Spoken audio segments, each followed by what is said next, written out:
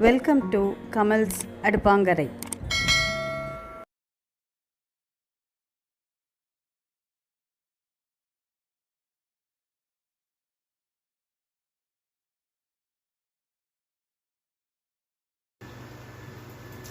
நம்ம இன்னைக்கு ஜவ்வரிசி வச்சு வடம் பண்ண போகிறோம். ஜவ்வரிசி வச்சு எப்படி வடம் பண்ணுறதுன்னு பார்க்கலாம். இப்போது கிட்டத்தட்ட நான் ஒரு 2 கப் அளவுக்கு ஜவ்வரிசியை நைட்டே ஊற வச்சுருக்கேன். இதில் 2 கப் எடுத்து ஊற வச்சுருக்கேன். ப்ராப்பராக ரேஷியோ எப்படி பார்த்தீங்கன்னா, எந்த கப்பில் மெஷர்மெண்ட் எடுக்கிறீங்களோ ஒரு கப் எடுத்திங்கன்னா 5 கப் அளவுக்கு தண்ணி தேவைப்படும். ஸோ அந்த மாதிரி மெஷர் பண்ணி எடுத்துக்கலாம். இதை இப்போ நான் 2 கப் அளவுக்கு ஜவ்வரிசி எடுத்திருக்கேன். ஸோ 8 கப் அளவுக்கு தண்ணி வந்து இதில் எடுத்து வச்சுருக்கேன். நம்ம நார்மலாக யூஸ் பண்ணுற தண்ணி. ஸோ இப்போ இதை வந்து பற்ற வச்சிடலாம். பற்ற வச்சுட்டு லைட்டாக சூடாகட்டும். லைட்டாக பபிள்ஸ் வர ஆரம்பிச்சிச்சு. இந்த ஸ்டேஜில் நம்மளுடைய ஜவ்வரிசிலாம் இதில் ஆட் பண்ணிடலாம்.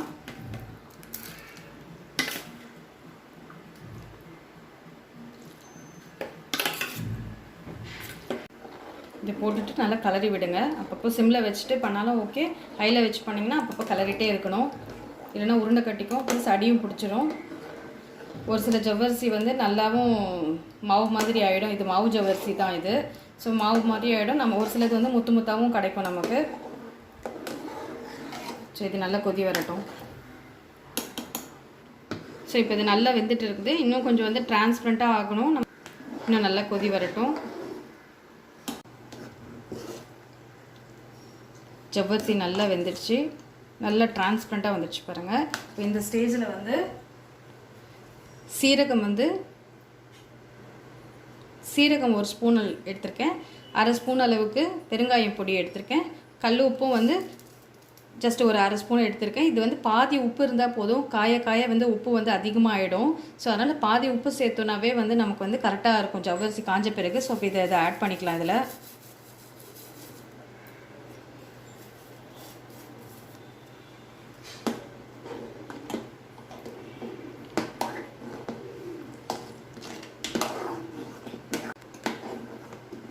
ஸோ இதை நல்லா கலரி விடுங்க. பெருங்காயம் நல்லா கலரிட்டோம்.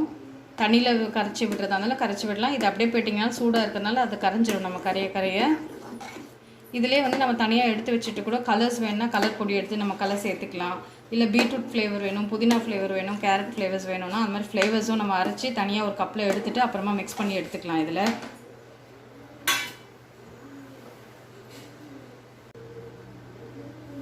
இப்போ இது 2 பச்சை மிளகாய் எடுத்து பொடிசாக கட் பண்ணிவிட்டு இந்த மாதிரி இடித்து எடுத்து வச்சுருக்கேன். இதையும் நம்ம வந்து இதோட ஆட் பண்ண போகிறோம். மிக்சியில் போடுறதா இருந்தாலும் போட்டுக்கோங்க. இது 2ன்றதுனால நான் இதில் இடிக்கல்லே போட்டு இடித்து வச்சுருக்கேன். இதில் அதை ஆட் பண்ணிக்கோங்க.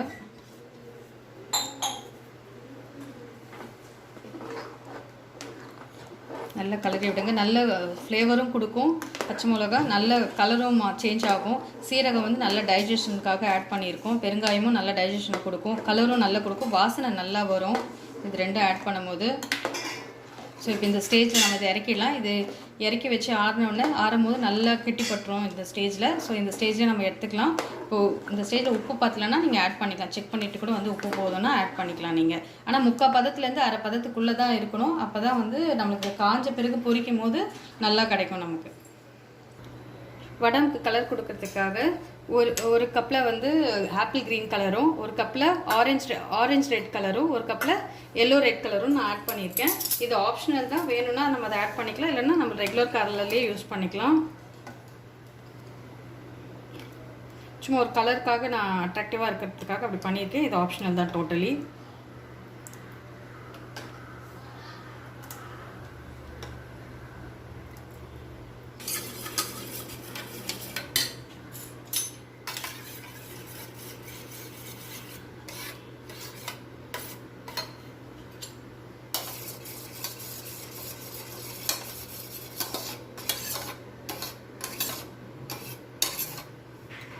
ஸோ எல்லாம் மிக்ஸ் ஆகிடுச்சு. கொஞ்சம் ஆறட்டும். இது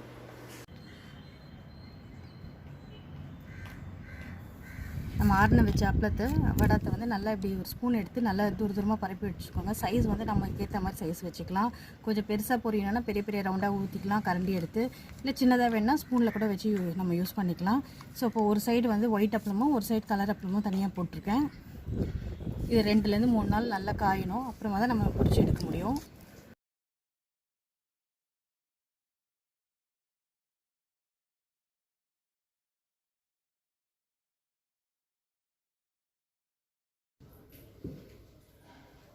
இப்போ இது 2 நாள் காய வச்ச வத்தல்.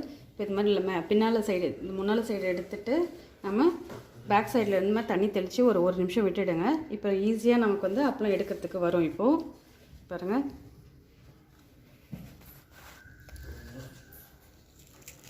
லைட்டாக இப்படி பிரித்து எடுத்திங்கனாவே நமக்கு ஒரு அப்பளமாக இப்படியே வந்துடும். அப்படியே பிரிஞ்சிடும். அதுவாகவே லைட்டாக ஒரு ப்ரெஸ் கொடுத்திங்கன்னா மட்டும் போதும். ஃபஸ்ட்டு எட்ஜஸ் கரெக்டாக வந்துச்சுன்னா அப்படியே லைட்டாக அப்படியே எடுத்துகிட்டே வந்துடலாம். இதே மாதிரி எல்லா வத்தலையும் எடுத்துகிட்டு நம்ம மறுபடியும் ஒரு தட்டில் எடுத்து வச்சு ஒரு 2 நாள் காய வச்சு எடுத்து வச்சுக்கலாம். இது நம்மளோட ஜவ்வரிசி வடம் நல்லா காஞ்சிடுச்சு. இதில் கலரும் போட்டதும் நல்லா காஞ்சி எடுத்தாச்சு. நம்ம இது 2 நாள் வெயிலில் வச்சு எடுத்துட்டான. ஸோ இப்போ பொரிச்சிடலாம். நம்ம எப்படி இருக்குதுன்னு பார்க்கலாம். நல்லா சூடாக காஞ்சிடுச்சு. இப்போ இதில் போட்டு எடுத்துடலாம். நம்ம பாருங்கள், சின்ன சைஸில் போட்டிருந்தோம். நமக்கு எவ்வளோ சைஸில் நல்லா ஒரு அப்பளமாக எவ்வளோ பெருசாக கிடைக்கிது பாருங்கள். நல்லா எண்ணெயை நல்லா வடிச்சிட்டு